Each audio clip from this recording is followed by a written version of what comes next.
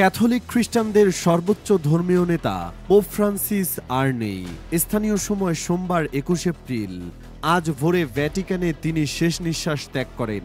মৃত্যুকালে তার বয়স হয়েছিল ৮৮ বছর।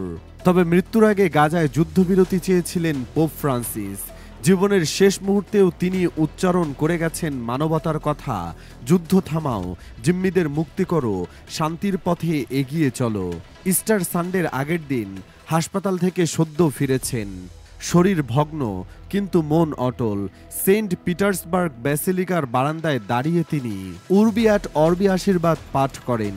এই দৃশ্য ছিল যেন এক বিদায়ী প্রার্থনা, এক শান্তির চূড়ান্ত ঘোষণা। তিনি ইসরায়েলের সামরিক আগ্রাসনের কঠোর সমালোচনা করে বলেন, মানবতা রক্ষা করার চেয়ে বড় কোনো ধর্ম নেই। হামাসকে বলেন, জিম্মিদের মুক্ত করো, আর ইসরায়েলকে অনুরোধ করেন, ফিলিস্তিনের নিরীহ মানুষদের উপর দমনপীড়ন বন্ধ করো। ভ্যাটিকান কার্ডিনাল কেভিন ফেরেল জানান, সোমবার সকালে রোমের বিশপ প্রভুর ঘরে ফিরে গেছেন, কিন্তু তিনি রেখে গেছেন এমন এক উত্তরাধিকার যা ধর্মের গণ্ডি পেরিয়ে পৌঁছে গেছে হৃদয়ের গভীরে। ২০১৩ সালে আর্জেন্টিনার হোর্হে মারিও বারগোলিও যখন পোপ নির্বাচিত হন, তার প্রথম উচ্চারণ ছিল বুও নাসেরা, শুভ সন্ধ্যা।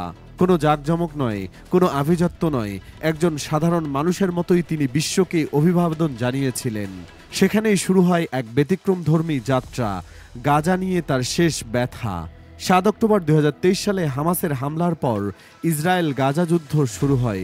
সেই যুদ্ধে প্রাণ গেছে ৫১,০০০-এরও বেশি ফিলিস্তিনির। পোপ এই হত্যাকাণ্ডকে গণহত্যা আখ্যা দিয়ে বলেন, আমি গাজার শিশুদের কান্না শুনতে পাচ্ছি, তাদের জন্য চাই শান্তি, যুদ্ধবাজদের জন্য নয় ক্ষমা।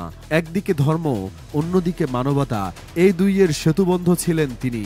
আর তার জীবনের শেষ বাক্য যেন এক শাশ্বত বার্তা হয়ে রইল আমাদের জন্য, যুদ্ধ নয়, শান্তি।